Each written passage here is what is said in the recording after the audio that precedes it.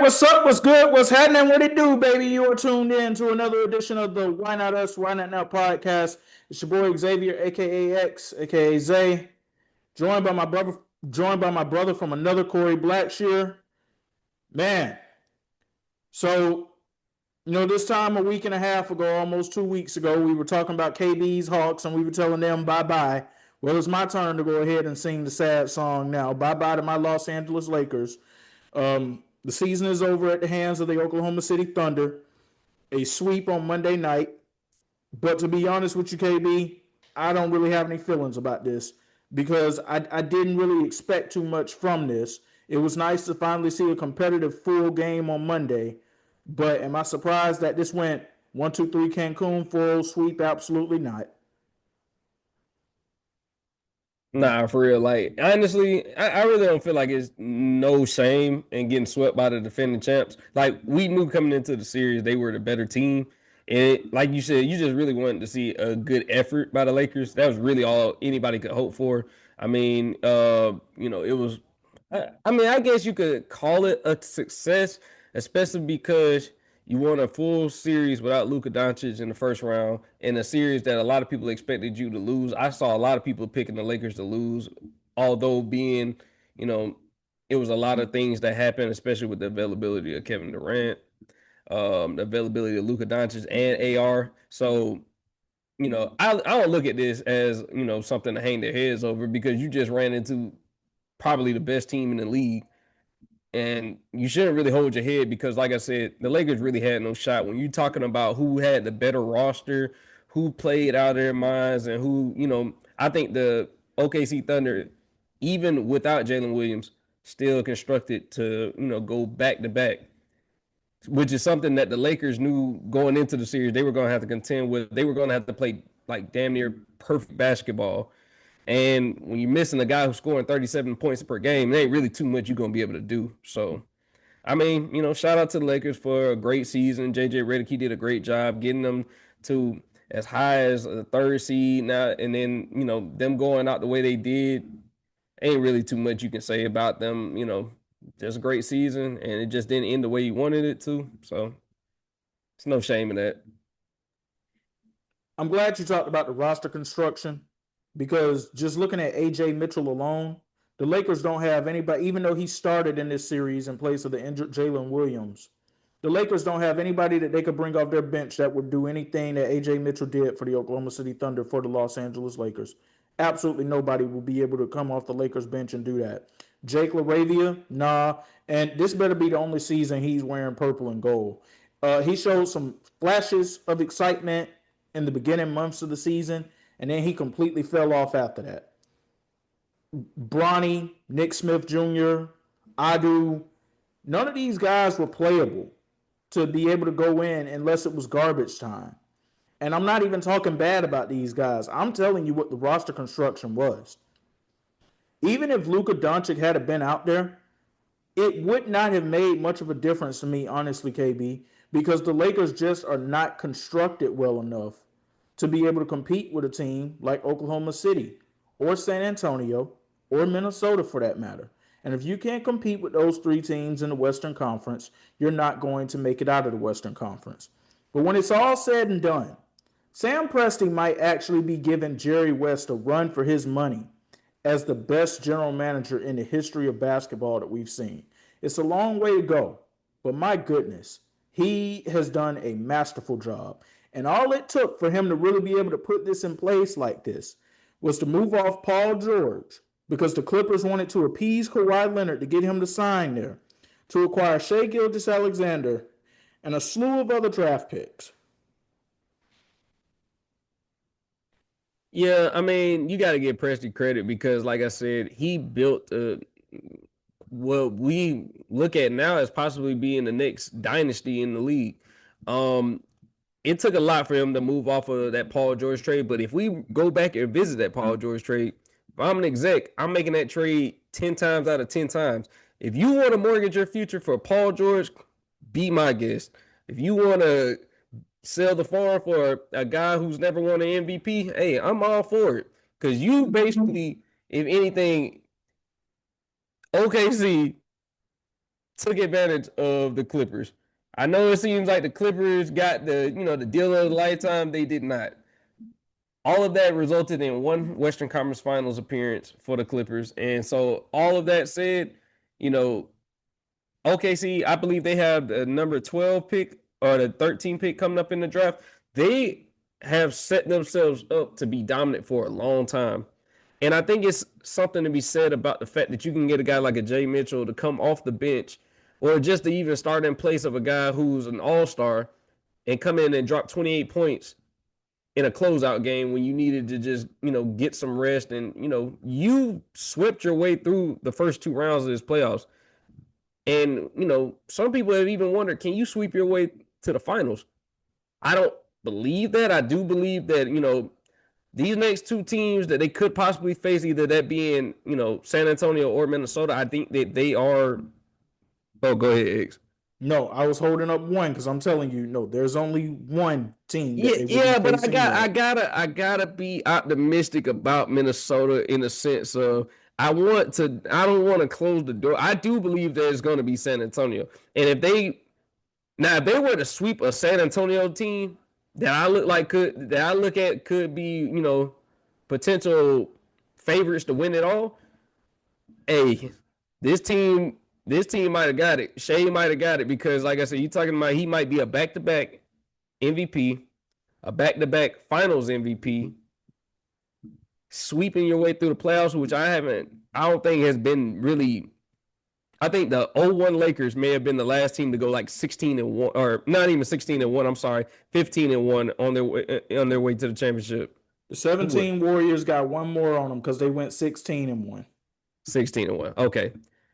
But obviously, that level of dominance in the playoffs isn't just replicated year in and year out. So it is something to be said about what they're doing, how they're doing it. We knew they were going to, pretty much dominate Phoenix. That was pretty given. The Lakers, we were hoping that, you may have gotten maybe a game off of the OKC Thunder, but that was all contingent, like I said, on AR availability. And if the other guys for the Lakers could, make some noise, which they didn't. We were, I know we talked about it many times. DeAndre Ayton, he got to go. He got to go, bro. I'm sorry. And actually, I'm not sorry. He got to go. I saw this man airball a layup. I saw that man airball a layup in game 3. And I honestly, it was bad. Because of the fact that I felt like that when it came to the Lakers, especially when they got him and some of these other guys, a lot of people knew that roster construction wasn't it. I understand that you got to kind of hype it up because I remember when Jake LaRavia was signed and a lot of people say, oh, yeah, he's this long wing that can, KB, I don't want to cut you off. I don't want to cut you off, but I didn't even know who the hell that was when they signed him. That's what I said. When I had first heard about it, I was just like, that's crazy. We're going to try to act like this guy is some major signing when he was in Sacramento and I didn't really hear too much about him at all.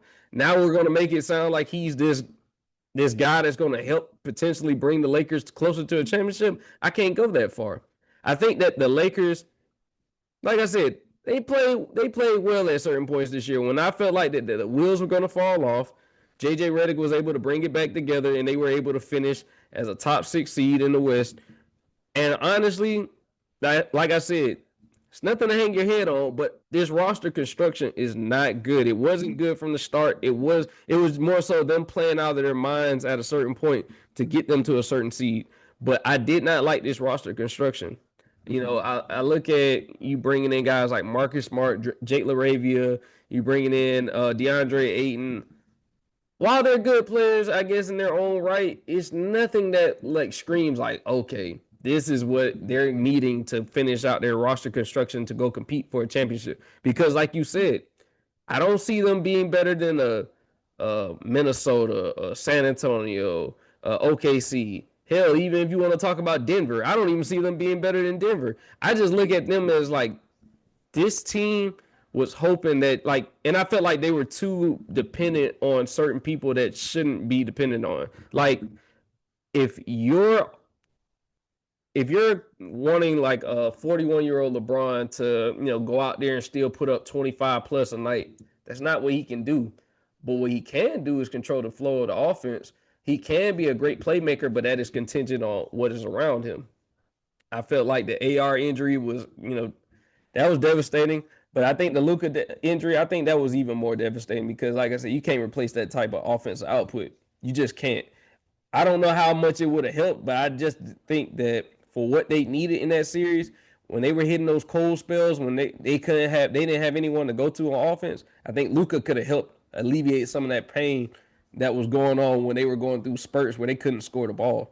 You want to know what Luka would have did for the Lakers in this series? He would have helped them get 2 wins. That's what Yeah. Luka would have helped them do in this series. That's all. That's not Hey, moving you closer to a championship it's past it's this not. team.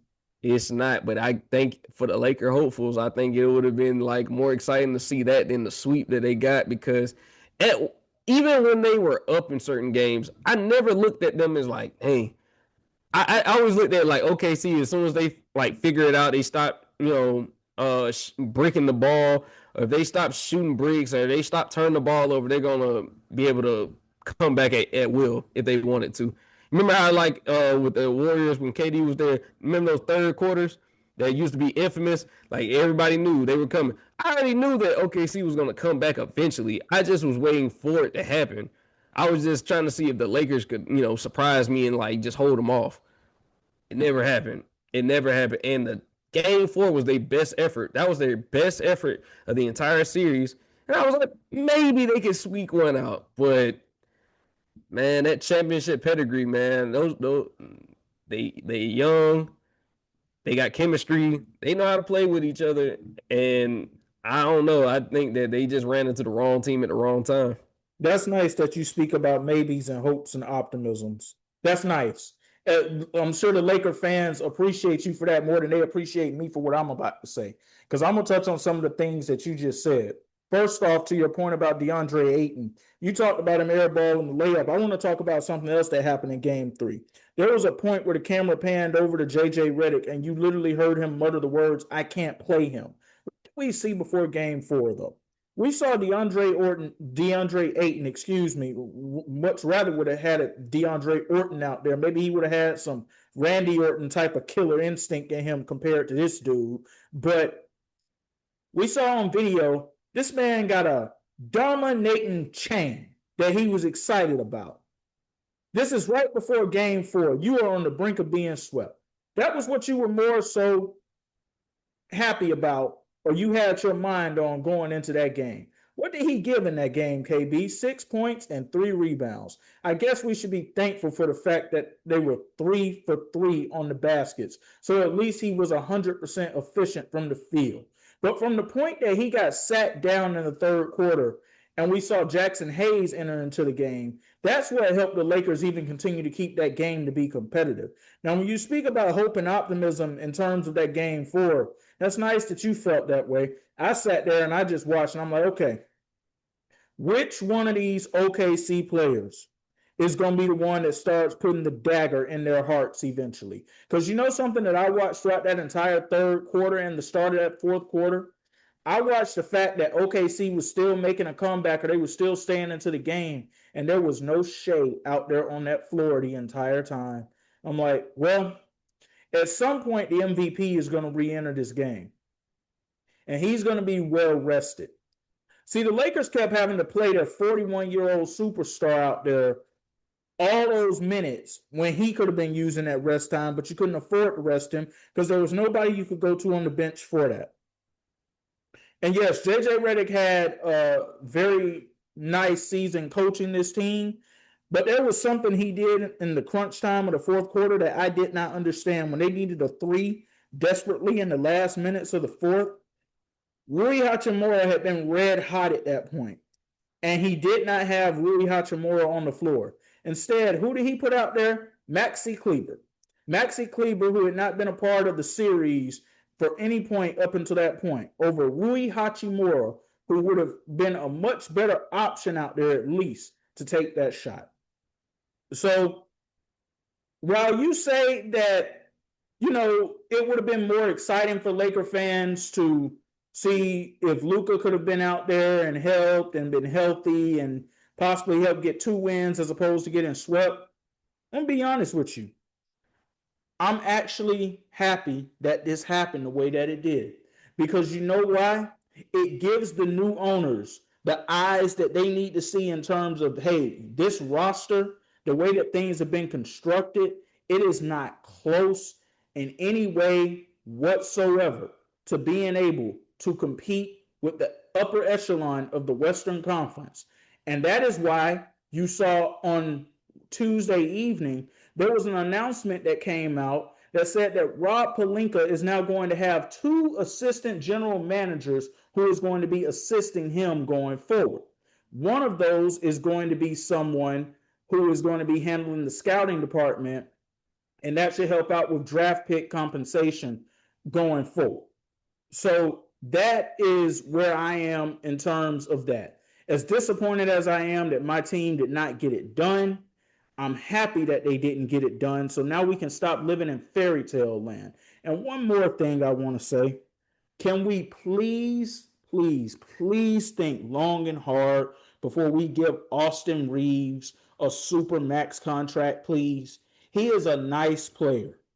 I appreciate what he can bring to the table at times offensively. He brought it in games 2 and game 4. Games 1 and game 3, Oklahoma City just picked on him and they just kept going at him and he couldn't answer the call. And I understand that Luka wants him on the team going forward. You better have a hell of a plan in place to put the remaining 3 and D guys around them to help cover up their defensive efficiencies going forward if that is indeed going to be the case. But can a team led by Luka Doncic and AR win a championship? That's the real question. I understand that Luka wants him on the team, and I understand that you were talking about the 3 and D guys. But what concerns me is when you're talking about best duos in the league, especially in the Western Conference, when you have guys like you know when you have guys just like even Jokic and Murray, and then you have guys like even when you're talking about OKC and Jalen Williams and Shea, like where do they rank amongst those duos and would they be able to get it done? Because like I said, you don't know what's going to happen with AR. You don't know what's going to happen with LeBron. So you're going into this offseason with a bunch of questions and really what do you feel like that you can get as far as like if you're gonna roll with these two going forward, what is your ceiling for them? Because if your ceiling is we're gonna be just good enough, then I say that you let Austin walk and you try to go through a soft rebuild and see if you can go ahead and mortgage, you can go ahead and just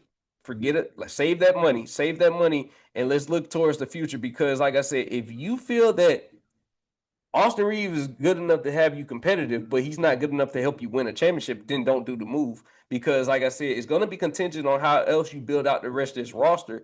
But the Lakers have been notorious, man, for basically making some mid-level moves and then trying to see if they could just get it done with, you know, these guys that honestly they aren't. It's not even that they aren't talented. It's just the fact that they don't fit together. And I've seen that a couple of seasons while, that Rob Pelinka has been there. He has been active, but not as active as I would like to see him in building some of these teams because, like I said, this roster construction didn't make sense from the jump. And we still let it go because we were like, okay, let's see what happens. Let's see what JJ can get out of them. And then, like I said, he got what he got out of him. He got, a pretty decent season. But we also know Lakers are used to contending for championships. This ain't a town that's just going to be okay with just being good enough. But they also don't want to go back to those dark days of, the last few years of Kobe's career. They also don't want to go back to those days of the transition period before LeBron got here. That was some dark times, and it was something like we don't want to see that again. I definitely don't want to see that again because I know how bad it was seeing a starting lineup with Jordan Hill, Robert Sacre, Ramon Sessions. I remember those times. The Lakers were not on TV because they just couldn't be. If Kobe wasn't playing, and you were talking about the years after, it just wasn't. It wasn't marketable. It wasn't good TV. So I'm hoping that he can, sort of like galvanize and put this team back together quickly because I don't want to go back to watching LA basketball in that is what I have to watch. That's why I have to subject myself to. Because if you're going to build around Luka, you kind of got to build around Luka in the same way that the Mavs did. They were never contingent on just like letting Luka run with a bunch of scrubs. They went out and they found him talent. They found him a good co-star multiple times. So you got to kind of do the same thing. You have to find talent to surround your superstar if you are building around Luka Doncic. Even though will that be the best move going forward? Who knows? But I know if that's the move you're going to go with, then you need to build around him the right way. Get some 3-and-D guys. Get a capable big man, and let's see what happens then. But no more of this just signing, these average talents at best, and then saying go out there and win it for us. No, you can't do that. It's too much talent in the Western Conference.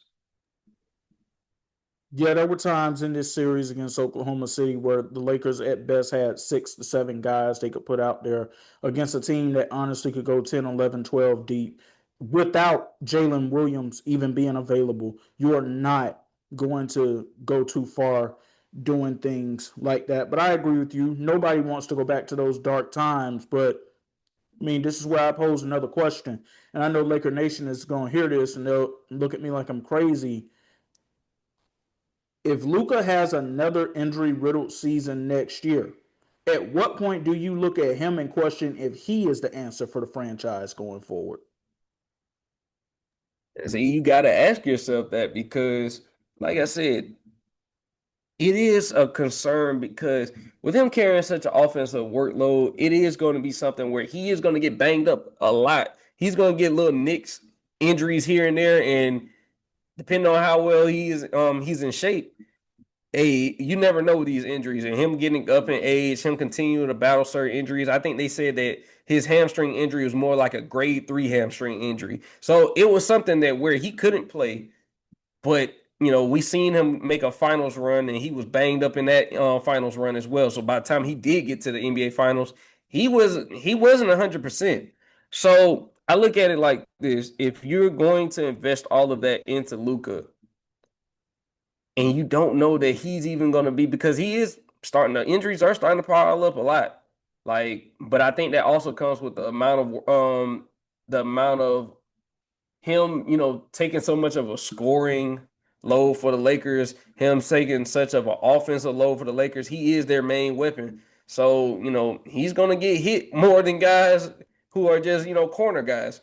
But I don't know if, moving forward, and it sounds crazy because of the talent that he is, that you build around him. Because at this point, I don't even know a Luka-led team will win you a finals. I don't know because I haven't seen it. And it is a thing when he got to the Mavericks, when he got to the NBA finals, we were looking at it like, do we really think this team, he can get them there, but I don't know if he can win them a championship. And we that knew was they a weren't question. beating that Celtics team. We knew that. No way in hell. But then now it's like, do you even see a Luka-led team going through the gauntlet that is the Western Conference right now? As of currently, no. I'm going to say no to that. And I know, once again, there are Laker Nation fans that will listen at this and say, X, you're crazy. But no, I don't think it's too far-fetched. And you know what honestly has put the idea in my head that maybe trading Luka could be for the best for the franchise? It's because of what Sam Presti ended up doing with Paul George. If you could end up taking Luka and getting a haul like that, and you have a general manager in place who knows what to do with the picks, as much as I don't want to go through another dark period, if we can get somebody in there who can get those types of picks and they know what to do with them, and it's better off for the long-term vision for the organization, I'm for that. Yeah, absolutely. And like I said, I feel like if you were to move off of Luka, I don't think it would be in the same type of dark realm that was the Lakers at that point. Because I think you would have an outlook, you would have some type of hope for the future. Because if you hit on those picks, and those picks are everything that you say they are, then basically you're back in business. You're just going to have to take the OKC route and you're going to have to build it over time. But that's going to take that's going to be a process that Laker fans are going to have to be patient with.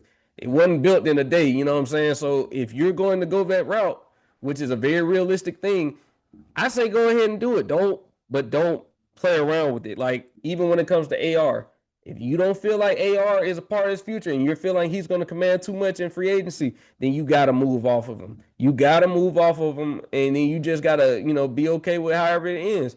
I think AR is a great player, but do I think that he's somebody that's going to, if that's your number two, do I think he could win you a championship? If we're talking Absolutely about not. yeah, and I Absolutely was just not. and that was my whole point. If we're talking about the Western Conference right now, and you're talking about AR being your number two, you're not winning very much because you maybe have a year left of LeBron, maybe a year left of LeBron, and that's if he decides to re-sign with the Lakers. He could re-sign on a vet minimum, or he could resign, or he could decide to go somewhere else. But if he decides to come back, you maybe have a year left with LeBron. At that point, you're going to have to make some tough decisions. But like I said, if you're going to let AR walk, then that way you can start reinvesting some of this money back into the organization and try to find you, a capable co-star, or even not even a capable co-star. Find some good players to put around Luka. Just find players to put around Luka and start this soft rebuild. It doesn't have to Get be a me hard some rebuild. players that we can actually bring off the bench that will actually be usable when it matters. You need some dogs. You need some guys that can play defense, can hit timely shots, can play make as well. Also, I look at it like this. Rui is a good player. Rui is one of the only players that the Lakers currently have that I feel like has some hope. He does check in and out of games sometimes, but I do feel like he has some hope. I'm more optimistic about Rudy than I am about DeAndre Ayton, Jake LaRavia, because the rest of his roster is not really that great. Forget Jake LaRavia, DeAndre. I feel like he's forget DeAndre Ayton and Jake LaRavia for a second. As far as I'm concerned, DeAndre Ayton won't even be in the NBA next season. He'll be playing somewhere overseas, somewhere in Europe, somewhere in Asia. I don't care where it is, but he don't need to be anywhere near an NBA court. So I've already checked him completely off the list in terms of being a part of the future. I saw a report that came out a few days ago that said, well, he's hoping that the next place he goes, and he would love to stay in LA, but he's hoping he's going to be able to get more money. To do what? Keep stealing from people? I'm not gonna lie. If he gets more money, his agent got to be the GOAT. His agent got to be the GOAT because there's nobody who watched that playoff series and said he's capable of doing anything, which is crazy because when he came into the league, he had a lot of promise. You know what I'm saying? You see flashes of the talent, but when I say he is lazy, he is lazy. It shows too. He has no motor. What we saw from DeAndre Ayton in this series comes close to rivaling what we saw from Roy Hibbert in that 2014 first round series against the Hawks. That's an interesting one. I still would rather have Roy Hibbert, but that's an interesting one. do you know what that says? The fact that you said that? Yeah, that's very sad. I'm looking at it like I'm not really sure if I'm looking up and down this roster right now, and I'm really trying to figure out who do you decide to keep because the problem is Rui Hachimura is also an upcoming free agent to go along with all of this other stuff that we've been talking about.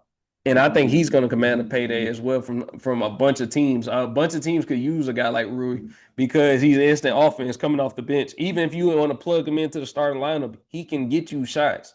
He can create his own shot. So I look at it like they may lose him as well because he may look at it as like he doesn't see much hope with this team, even though they. I really feel like they exceeded expectations this year. I didn't think they were going to even be a top 4 team. Oh, I'll agree with you on that 100%. Yeah, just based off of the roster going into the season, I didn't see it. So hopefully we'll see. We'll see X, but I really just don't know where this team goes. I don't know what the direction they want to go with. They have some options, but it all is contingent on, like I said, AR and also like as far as even next year, what LeBron decides to ultimately do. Speaking of LeBron, Monday very well could have been his final game in a Lakers uniform. And I know I've talked my stuff at times throughout this season, but I honestly want to take a time to have a real talk piece about this entire thing. If that was it for LeBron James as a Laker, I want to say thank you to LeBron James for being a consummate professional, showing up to work, and helping put my team back on the map when nobody else wanted to come to my team. They wanted Carmelo Anthony. He wouldn't come. They looked at Chris Bosh. He wouldn't come. They wanted LaMarcus Aldridge. He wouldn't come. 2016 for Kevin Durant. He would not come. Nobody wanted to come to this organization. LeBron James stepped up in 2018 and said, I want to go to the Lakers. I want to try to help fix that mess that is the Los Angeles Lakers, because it was a mess. Not just the roster construction, the front office. They're just now looking like they're getting the front office cleaned up. That says a lot considering that he's been there for 8 years. But I want to thank him for coming here and putting this franchise back on the map. Without LeBron James, we don't get Anthony Davis. Without Anthony Davis and LeBron James, there is no championship in 2020, even though it was in the bubble. So who knows where this franchise still would have been if LeBron James did not step up to the plate and come here. I know there have been stories over the years that, well, if LeBron didn't come, in 2019, maybe Paul George and Kawhi would have came. Yeah, I saw that happen over with the other team in Los Angeles, and I saw how well that went for them. So I'm glad that actually ended up not happening. But in terms of what is next for LeBron James, it probably is for the best if both of these parties end up going their separate ways. Because now there are reports that are coming out that LeBron James wasn't happy about Rob Pelinka not giving him the game ball after he became the all-time NBA wins leader during the regular season. He felt that was a moment the Lakers took him for granted. There's a report that came out today that said LeBron and Luka don't get along. I don't know how accurate that report is. What I will say is this, KB. Last year, when Luka Doncic had his signing ceremony for his new extension that he signed with the Lakers, LeBron James was not present for that. But there were a lot of other people who were present. LeBron James was not one of them. I don't want to make that out of something, but something is usually something, even if it's something small. So, and it also felt like during a portion of the regular season, until they absolutely had to, it really felt like he was kind of just being shunned out. Like, this is Luka's team. Now we do everything Luka wants to do. We really didn't want you to sign back here in the first place. You just don't treat franchise legends like that. Now, is he one of the Mount Rushmore level Lakers? I'll be one of the first people to tell you no, because when I think about all-time Mount Rushmore Lakers, I think about Magic, Kobe, Shaq, Kareem, Jerry West. LeBron's on that same monument with guys like Wilt Chamberlain and what they did as Lakers. That's where he is as a Laker. That doesn't mean he's not an all-time great Laker, though. Wilt has his jersey retired in L.A. LeBron will have his jersey retired one day in L.A., whether fans agree with it or not.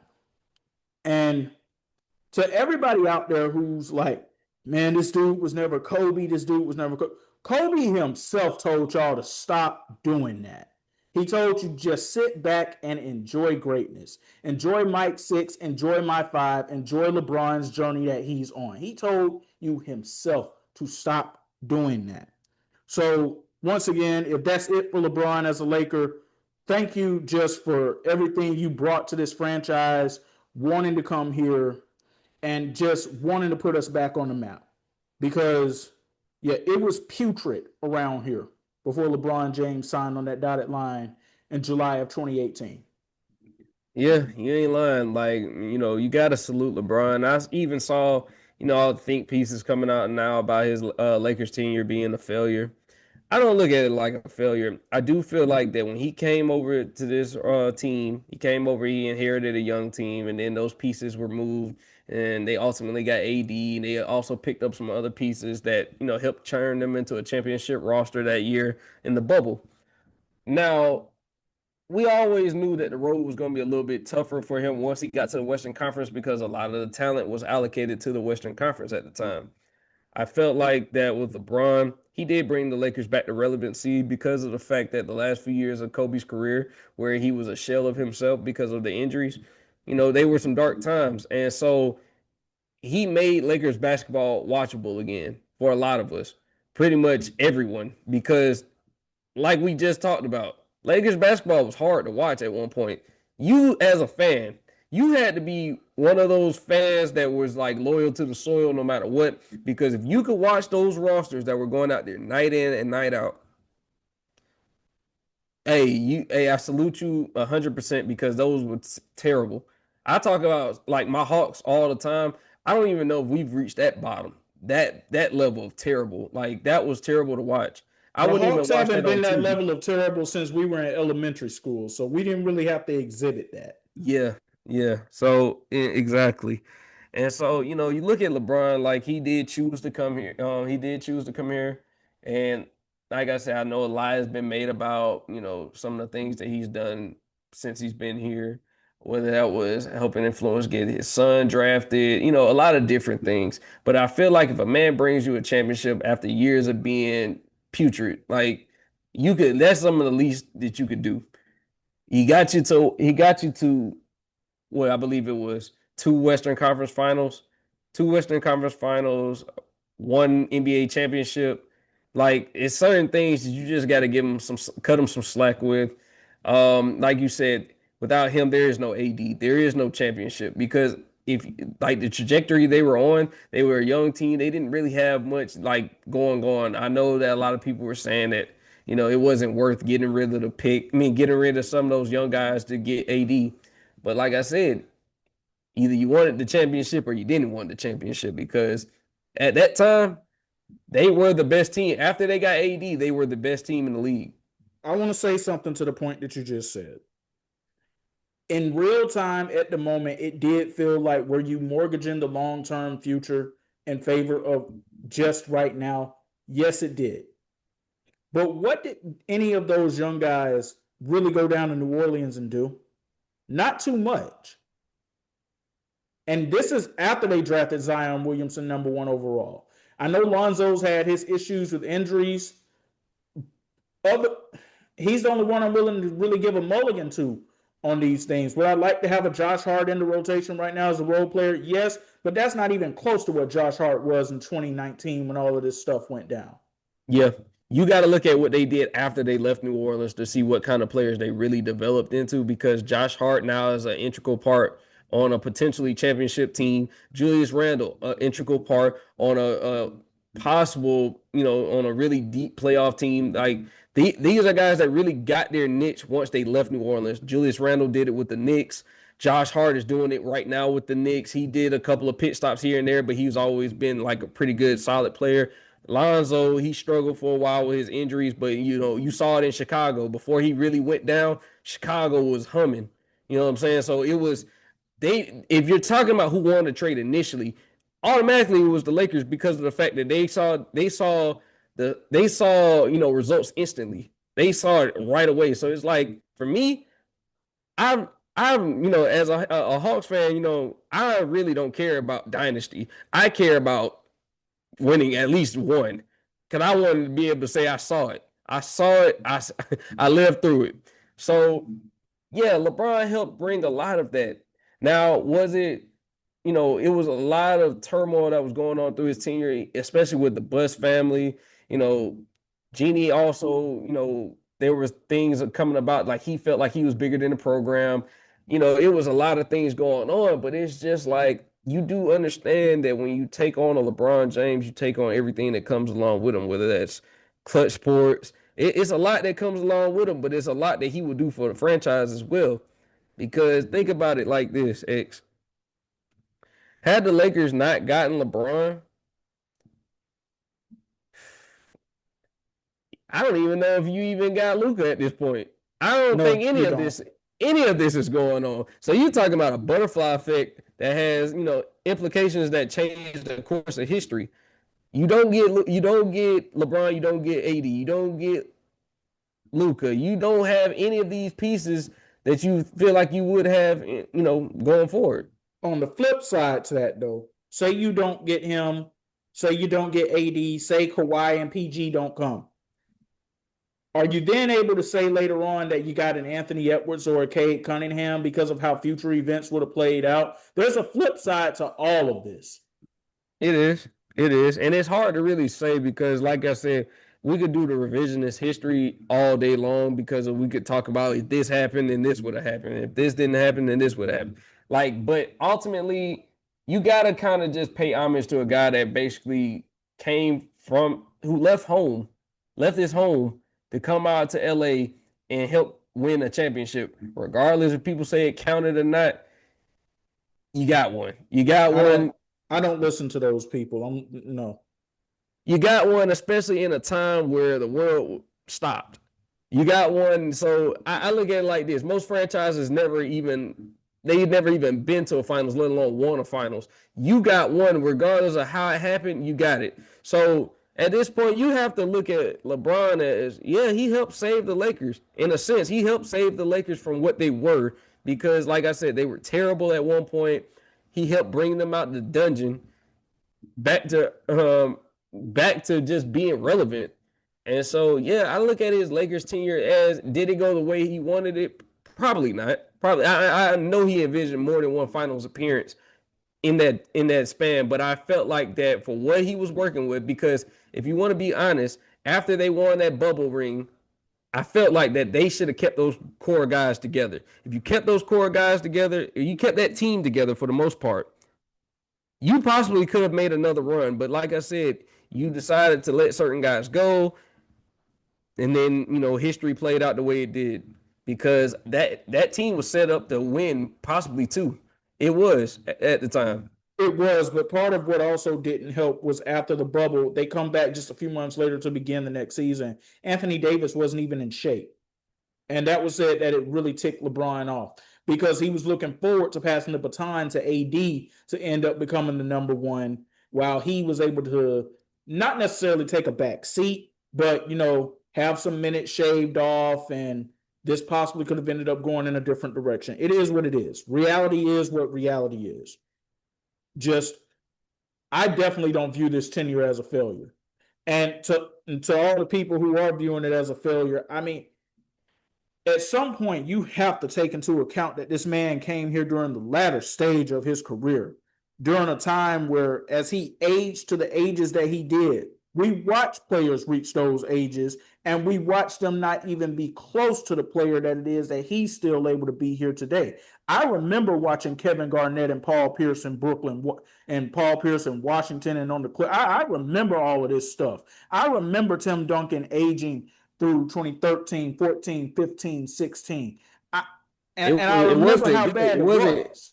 It wasn't pretty to watch. I'm telling you, that was one of the things that a lot of people talked about, was the fact that we hate to see guys go out like the way they did because of the fact that they still feel like they could hold on, but they know their body is not capable of producing. He's still putting up 20 points a game. He's still producing at the highest level. So I think that it is something to be said when they talked about his tenure being a failure, because I said it's a reason why that we haven't had a repeat champion since the KD Warriors. We haven't had one of those. So the fact that we could call his tenure, a failure, when if we call his tenure a failure, then the fact is that a lot of guys, then that means we got to call guys like Damian Lillard, who never went to the finals with Portland. I guess his tenure is a failure as well. We also have to call Michael Jordan's tenure in Washington a failure, but nobody wants to talk about that. Instead, you have people who go on TV and say, well, those years in Washington don't count. We know that MJ wasn't MJ anymore at that point. I'll give you another one. Even Giannis Antetokounmpo. We gotta say his tenure in Milwaukee is a failure because they made one while he's in the prime of his career. So if we gonna do that, then we can just go through all the stars and we can just say, well, if that's a failure, then I guess that's a failure too, because at least he's at the latter part of his career. These guys are in their prime, not making it back. Like Giannis got the one, yeah, he did. He's a multiple time MVP, true, but that team was set up to win multiple, and they didn't do that. And so I'm looking at it like, okay, are we just keeping this energy for people that we don't like, or are we keeping it for everybody? Like, what are we doing? That's exactly what it is, because you also hear this argument, well, LeBron, he'd been playing 23 years. He only got 4 championships. I heard people saying that when it was year 17, 18, 19, 20, 21, and 22 as well. Well, Shaquille O'Neal played 19 years in the league and he only won 4 championships. Nobody talks about him like that. It's about, man, but Shaq was the most dominant force and they three-peated. No, 4 championships in 19 years. Let's be fair about it across the board. Steph Curry don't get that type of flack. He don't get the type of flack for the fact that he's been in Golden State for 17 years now and they only got 4 championships. Why? Because everybody's like, oh, he stayed and that's Steph and we like Steph and he changed the game. And no. LeBron gets the energy that he does because he's a polarizing figure. And a big chunk of this is due to the media that covered him as well. The people like the Skip Baylesses of the world who built their TV careers off of hating on this man because they didn't like the fact that he was wearing Jordan's 23, and they just constantly went on TV talking about how he'll never be Michael Jordan. I gotta go on a soapbox tangent real quick, KB, because we used to have fun in the barbershop when we would talk about these GOAT conversations. That used to be a fun barbershop talk conversation. Instead, it's become this conversation on TV where these talking heads who have never done anything in their lives for real except write and get on a camera and criticize other athletes, get up there and they tell you who they think is the GOAT. And then if you have any other opinion besides it, they want to look you in the face and say you are wrong and your opinion is wrong and you don't know a damn thing about basketball. They have made what used to be a fun topic of conversation something insufferable to even listen at anymore. I don't even engage in these types of conversations with people anymore because of what it has become on TV. So the media that's been surrounding LeBron, like people like the Skip Baylesses and Rob Parkers of the world, they are the ones who are responsible for why some of this is polarizing stuff too. Yeah, man, I feel bad for him in the sense of it's like, damn if I do, damn if I don't. Because it's some people, even Stephen A said, it don't matter what he does at this point, he still can't be the GOAT. I look at it like this, like he's definitely the most scrutinized superstar that we've ever seen, probably will ever see, because of the fact that I think a lot of people don't like the fact that he did it his own way. That was the one thing that was always, you know, that was always a big topic was the fact that LeBron chose to do it his own way when he left. Go ahead, X. I gotta add this point because it's fresh on my mind, and I was gonna bring it up here tonight anyway. There was a conversation on one of the shows on TV today, exactly to the point of what you just said. But of course, it wasn't him doing it his own way. It was more so like LeBron, he lost legacy points with me when he chose to leave Cleveland. The first time or the second time? No, it's the first time. He should have just stayed there the entire time. So let's rewind the clock back to 2010 for a second, KB. We're in eighth grade. We're in middle school, getting ready for high school, whatever. LeBron's still on the Cavs. First time around. None of this decision stuff has happened yet. The Cleveland Cavaliers had a chance to make a pivotal move that would have helped them for that season. They had a chance to make a trade for Anton Jameson or Amari Stoudemire, an advanced older Anton Jameson, and an Amari Stoudemire who was still in his prime in Phoenix. This was before the Suns knew that they could go on a Western Conference Finals run with Amari Stoudemire there, even though he could still leave in free agency. Because if they knew they had the team that could do that, they wouldn't have put him even in those types of conversations. So what did the Cavs decide to do? They decided to go with the first route, and they traded for the older Anton Jameson instead of Amari Stoudemire, who was still in his prime in Phoenix, because they didn't want to give up J.J. Hickson, because they thought that he could be a future part of their franchise going forward. Please, let's educate the people really quickly. How much of a force was J.J. Hickson for the Cleveland Cavaliers beyond that season? Don't worry, I'll wait on that answer too, because I couldn't tell you. Exactly. So I understand now why LeBron left Cleveland the first time around. Of course, I didn't understand it then at the moment. Young, all right, whatever. I figured it out years later. I'm like, that franchise did nothing to actually help put real pieces around him. Because if you're telling me that I've got prime Amari and LeBron, and I didn't really have to give up too much more to get it, and we're going up against that Celtics team in the second round, Amari would have posed much bigger of a threat than Anton Jameson did to Boston. I think that Cleveland team would have at least got to the finals. Would they have beaten the Lakers? I don't know. Would LeBron and Amari have stayed beyond that point? I don't know. But at least you're showing at that point that we're trying to go for something. They weren't showing him anything. They weren't trying to get him real help around him. He had to get up out of there. He had to go do things his own way. And why else did he have to go do things his own way? Because there was this tired shit conversation about rings on TV every single day. Well, Michael Jordan's got six. He's never going to get to what Michael Jordan has. So he went the route he did, trying to come close to it so that he could try to shut some of these people up on TV.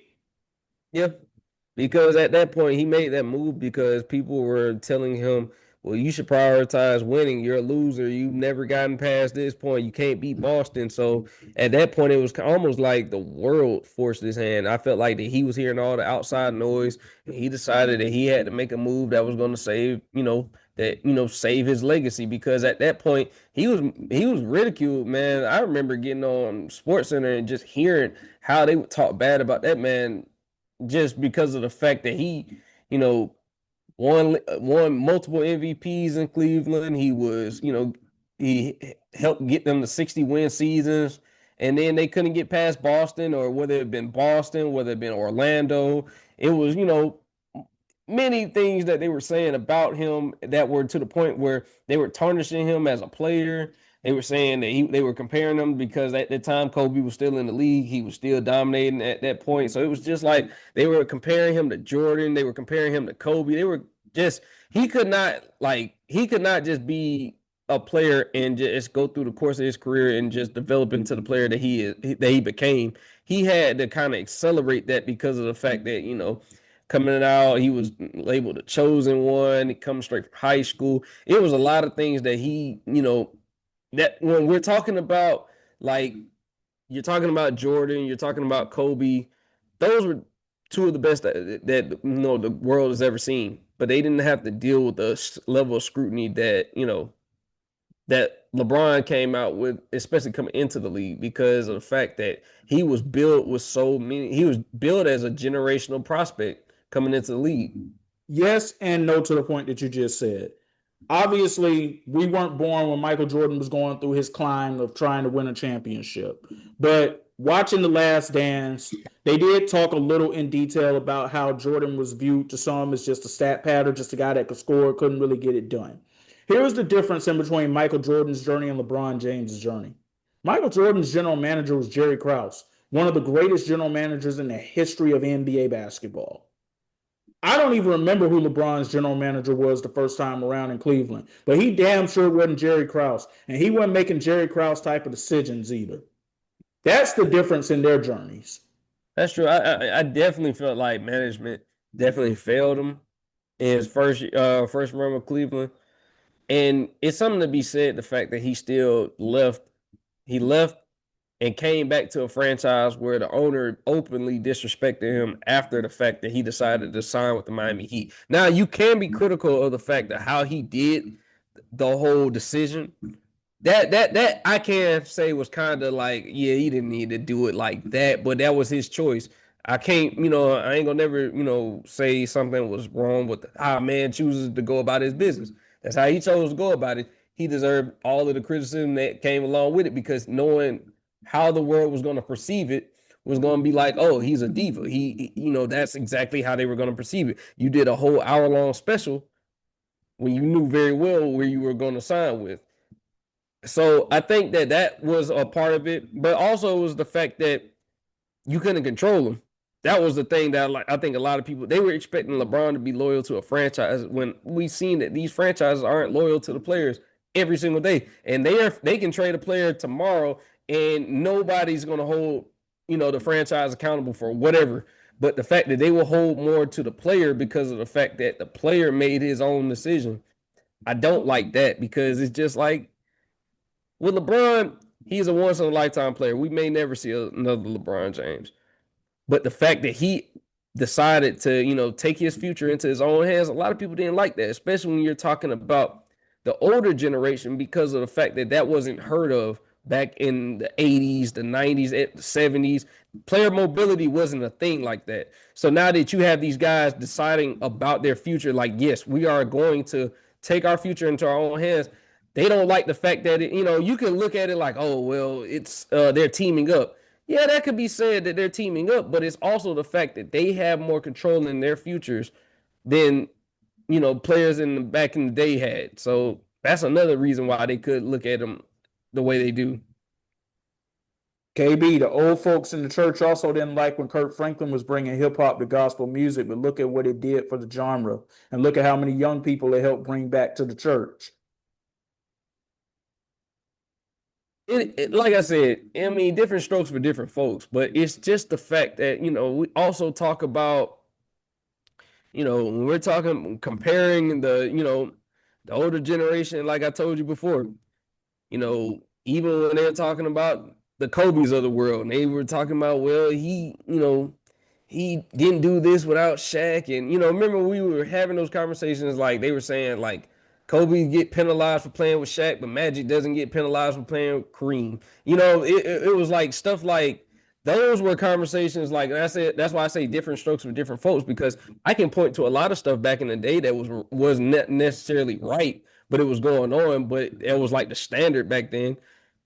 People don't like LeBron because of the fact that, point blank period, he was threatening Kobe's legacy. He was threatening Jordan's legacy. That's pretty much it. If he was not a threat, nobody would care, because he wouldn't be any type of relevancy to, upending the GOAT in a lot of people's eyes. A lot of people looked at we talked about how people use rings as a metric. And I know that people used to bring up Bill Russell, Robert Horry, guys that have many championships, but nobody looked at Robert Horry as the driving force to those championship teams. He was a key part. Nobody looked at him as a driving force.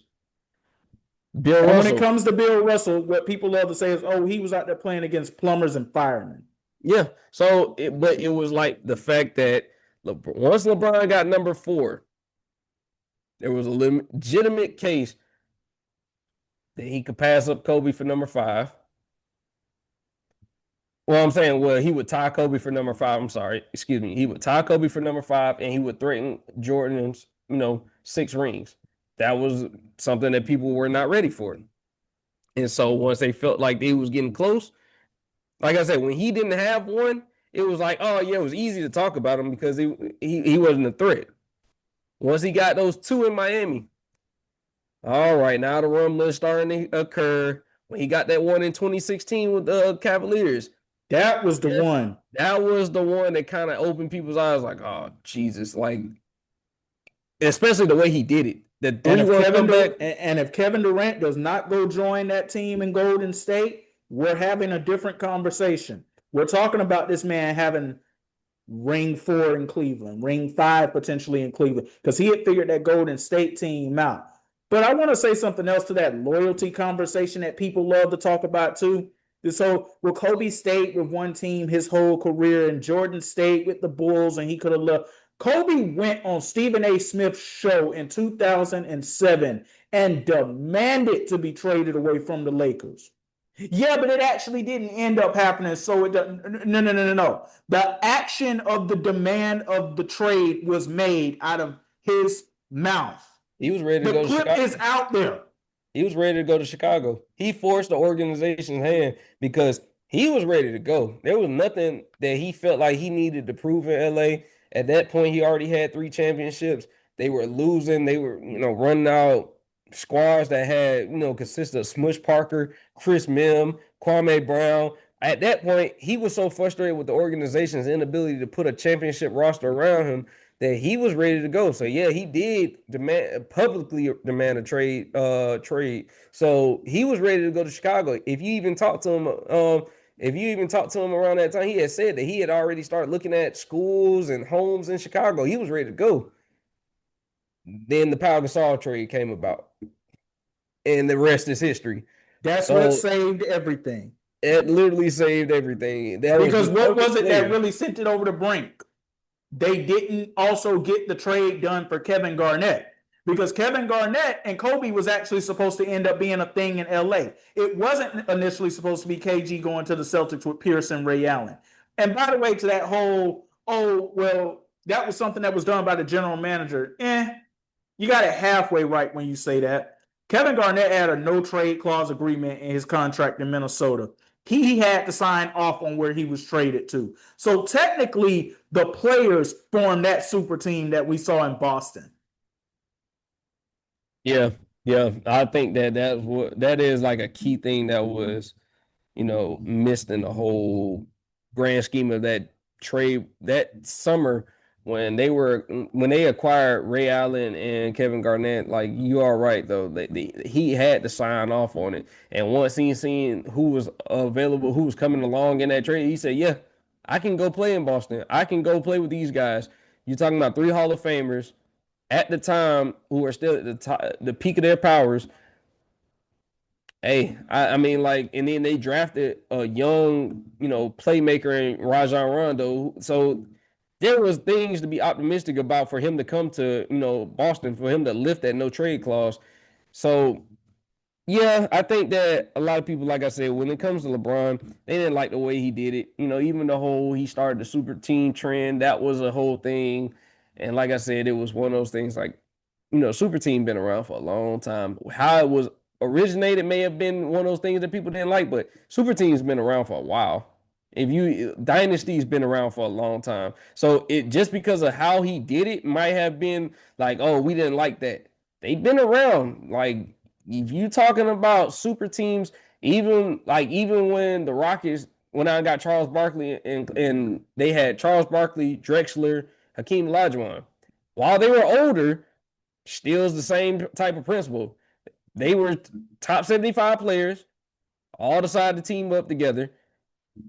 I mean, it's you can go through history and just talk about the teams that were formed. Let's talk about that Bulls team that everybody loves so much. They realized that they even tell you in the last dance that Jackson and Krause or Reinsdorf, either way, somebody in upper management went to Michael Jordan to get his blessing on signing off on bringing Dennis Rodman to that organization. If Jordan doesn't sign off on that, Dennis Rodman doesn't end up in Chicago. And he said, if Dennis can help us win, and I believe that he can, then I want him on this team. That was a thing. They knew that Dennis Rodman was crazy. Everybody knew Dennis Rodman was crazy. They knew about all the battles him and Scotty had against them in Detroit. And yet he still signed off on that. So yes, you are right. Nobody is going to penalize. Like I said, we can't just keep doing this where we start saying, well, we're gonna add context for these guys, but these guys no context. We're gonna just say, well, they did this and that was different. No, it wasn't. It was just different the way it was perceived. Yeah, we're going to add context for everybody. We're not going to pick and choose who we want to do this stuff for. Let's get to some quick hitters real quickly, man. The Atlanta Braves taking game one of a highly anticipated series with Chicago Cubs on Tuesday. They're going to battle with them in game two as we speak right now. What's the current score of the game in that one right now, KB? I know you were saying that Chicago had tied it up as we began the show. Yeah, that score has changed. The Braves lead at 4-1 going into the top. They're right now in the top of the ninth. They got one runner on base. So we got one on, no outs. Top of the ninth. Braves lead 4-1. Hopefully Iglesias can pull through and get that save, and they can go ahead and they can add another win to this mix. Listen, man, it's still May. I'm not getting overly excited yet, but this team does look special. Absolutely. And like I said, the funniest thing about this whole team right now, you're still missing Acuna. You're still missing a good portion of your starting rotation as far as your pitching.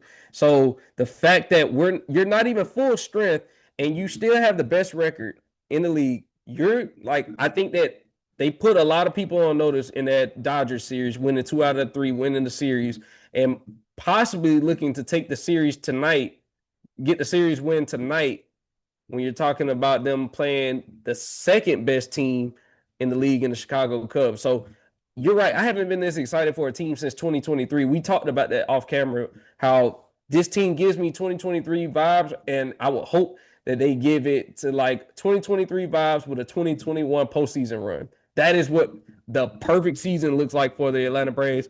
And as we just were speaking, the Braves did close out the Cubs 4-1. They take the first 2 games out of a 3-game series. That's another series win for the Atlanta Braves. So it is looking very optimistic for their future, for them to do what they've done against the top teams in the league. So I'm excited for it. As a fan, I'm very excited for what this team can become.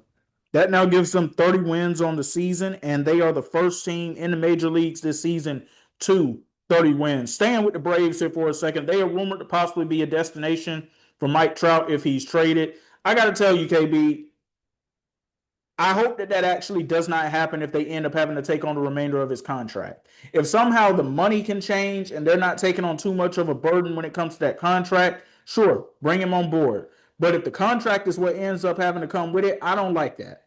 Yeah, when I seen this, that was the first thing I was talking about. I was like, are you going to have to absorb that contract? Because if that's the case, as as generational talent as Mike Trout is, I don't want it if it comes along with everything that comes along with that contract. I am okay just doing what Double A's been doing and acquiring talent like that, utilizing getting talent from your out of your farm system, and let's continue doing what we've been doing. But if that's what comes along with obtaining a Mike Trout, I'm fine with it. I'm fine with staying away from that. As great as a player as he is. Going back to basketball, Daryl More is out as the 76ers president of basketball operations following their humiliating sweep at the hands of the New York Knicks. And yes, I call it humiliating because it was the first time in my life I think I saw a Philly team quit at something, like with something really being on the line here. He had been with the team since 2020. Look, this was long overdue. Now, everything Daryl Morey did was not a bad move. He drafted VJ Edgecombe. He drafted Tyrese Maxey. Those were excellent moves. But he gave an injury-riddled Joel Embiid a $193 million contract extension and signed a declining Paul George to a $250+ million, no, not 250 plus, but $200 million+ contract extension. And yeah, so in case of him right now, Bob Myers is the interim that is overseeing all of the executive decisions with this team right now, since he is the president of the group that is led by Josh Harris, who owns the Philadelphia 76ers. As of now, Elton Brand will continue to be the team's general manager. Nick Nurse will get to keep his job, which he should. I said it last week. I felt like Nick Nurse was doing the best with what it was that he was given. Moves like trading Jared McCain and not making other moves to try to offset that at the deadline and just looking like you weren't willing to go all in with this team definitely did not help. But I want to see if Bob Myers is going to continue to be the interim, or is there any way possible he will end up taking a permanent role? I hope so. And for Daryl Morey, I seen this coming a little bit, but just because, like I said, you got money tied up into two declining superstars. Like we saw it with Joel Embiid in this playoff series. Like he's not the same Joel Embiid of old. Like he's hobbled. He moves kind of like an old man at this point. Paul George, we saw it. Like he still can produce at some level, but the superstar Paul George that we once knew, that's done with. And with so much money tied into two declining players, what does that do for your, how you're looking at, the backcourt when you have VJ Edgecombe and a Tyrese Maxey, guys that need more reins of the team, because now that might that money being tied up into those two players, it kind of handicaps with your flexibility going forward, because of the fact that those two, Embiid, no, I'm sorry, not Embiid, but Maxey and Edgecombe is who you need to invest your future in.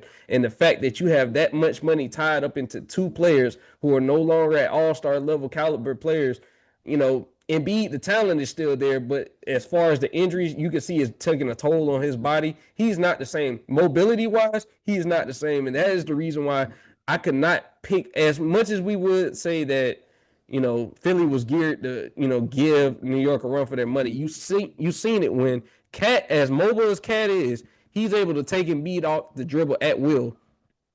Embiid, he has too many flaws right now because of his, like I said, those injuries added up over time, and now his body is operating almost. Man, I would hate to say it, but it's almost like it's operating at a 50% clip of what it once was. That's what it indeed does feel like. So let me ask you, when it comes to Embiid and Paul George, to close this out, just this part of it really quickly, which one do you think is more likely for the Sixers? Do you think it's more likely that they'll be able to trade them and get some type of compensation for them to add to the team, whether it's draft pick compensation, role players, whatever? Or do you think it's a scenario where they're going to have to end up possibly having to swallow the money and move off them and just take this and move forward with building this around Edgecombe and Maxey and possibly not getting anything in exchange for Embiid and Paul George? if you want my honest opinion, I think they're gonna have to swallow the money. I don't see the value in either one of them at this point, and it's not because like of course you would say Embiid, but it's just like if I'm a team, why would I trade for Embiid at this point? What do I feel like I'm getting? Because I know I'm not gonna get an everyday available player. Paul George, I'm gonna get an aging superstar, not even a superstar. I'm gonna get it at this point. He's a role player. I'm gonna get a role player basically who makes that much money. I'm good on that. So as far as their value, I think they have negative trade value. So I do think that you're gonna have to swallow the bulk of that money, and you're just gonna have to go forward with Edgecombe and Maxey, and then hopefully that the rebuild is not going to be as harsh as it looks like it will be because of the fact that you're going to be handicapped now because you don't have flexibility to sign other free agents. You're going to have to swallow the majority of that money that comes out of those two contracts. And then that may handicap you going forward as far as the money that you're able to offer, free agents that could possibly get you to the next level. So yeah, I don't see either one of them having positive trade value at this point because like obviously Embiid's still a more talented player, but he's so iffy right now because of his injury history. It's he doesn't have that value he once had. Like I looked at it like, okay, if you are going to invest like let's say role players or picks into Embiid, you're taking a gamble. That's some stuff that people might get fired over because of the fact that you're not going to get a But complete player. what if you're one of those teams that has first round picks towards the bottom of the draft?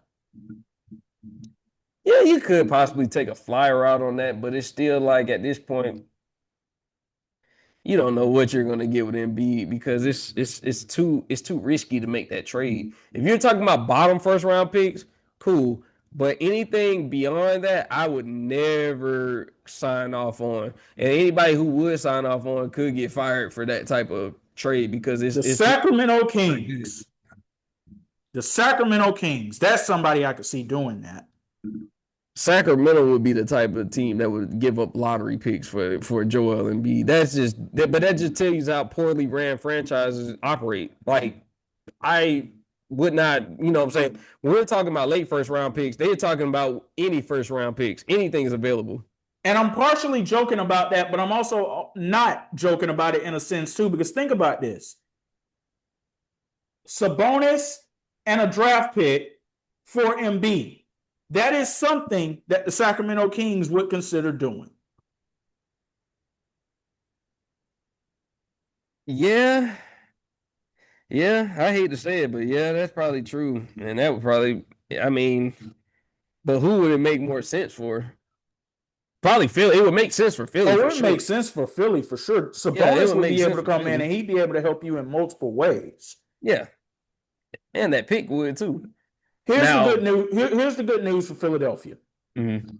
You got Maxey and Edgecombe, so you got an exciting backcourt to build with going forward, and you still got Nick Nurse, so you've got a very good coach. So yeah, you're going to be handicapped financially if you end up having to swallow the money no matter what, but you do have good assets in the building. You have good infrastructure in the building. So you're not going to completely bottom out unless there are injuries, and God forbid any of that happening. Yeah, for sure. I just still wish that it. I don't feel like that McCain trade was worth it though. I really don't. Like I didn't think it was worth it then, and I definitely don't look at it now as like a trade that paid dividends for them. I got a new rule that we should establish. If Sam Presti is calling you about a player on your team that you're not properly utilizing, that he sees value in, that he can bring to OKC or to whatever franchise he's a part of, before you sign off on the trade, maybe you should have a moment of self-reflection with yourself and ask yourself the question, as another general manager, are we doing everything that we possibly can do to properly utilize this player to help this player have success for our team and our organization? Because if Sam Presti's calling and he sees value, there's something you're not doing that's correct. That's the new rule. That's absolutely true. I ain't gonna lie. Like if he's calling, it's something that they've scouted and they see something in that player. But the funny thing is, it was never a thing about Jared McCain that I felt like needed to be scouted. I think the only thing that hindered his development was the fact that he got hurt. He never got hurt. He was possibly on his way to winning Rookie of the Year. So all they did was make a very logical trade with low risk and high reward. That's exactly what Sam Presti did. So you see it's paying off dividends for the Thunder right now. And honestly, Philly could have used somebody like Jared McCain in that series. All right, final quick hitter we have for you, and this is some very sad news that just absolutely rocked the NBA world on Tuesday. First was the tragic passing of Brandon Clark, the 29-year-old player for the Memphis Grizzlies. That happening out in California. And then about 6 hours later, finding out the passing of Jason Collins, the longtime NBA player at 47 years old from stage 4 brain cancer. Just an absolutely awful day for the NBA and the sports world yesterday. Sending prayers and condolences to both of their families and the teammates, players, everybody being impacted by these losses in any way whatsoever. Man, it just go. It's another one of those reminders, man, that life is precious and to love on your people and to not take any moment for granted. Yeah, definitely rest in peace to both Brandon Clark and Jason Collins. Like I know that Memphis community is affected. I saw Jaren Jackson. He posted a message on Instagram, I believe, to Brandon Clark, if you remember watching that 2022 playoff series against the Golden State Warriors, you remember how integral, a piece that Brandon Clark was to that team. So definitely rest in peace to him. And then with Jason Collins, for him playing a 13-year career for multiple franchises, he affected a lot of different people. He was one of the best teammates that a lot of people said they had. First openly gay NBA player, which was barrier breaking. So it's a sad day, especially with the fact that two. It's not very heard of that two members of the NBA community passed like this, especially with this short amount of time. Like they were back to back essentially. So you just gotta you know pray for their families more so than anything. I know, Jason Collins, he is a twin, so, you know, definitely keep his brother in your prayers, at this point, because, it's hard losing a brother, especially a twin brother. So somebody that you shared everything with. So, I definitely look at like, this is one of those days or, one of those moments that make you pause and make you remember how precious life is, like X said. And, just keeping their family, uplifted at this time. We'll be right back with part 2 of the Why Not Us, Why Not Now podcast.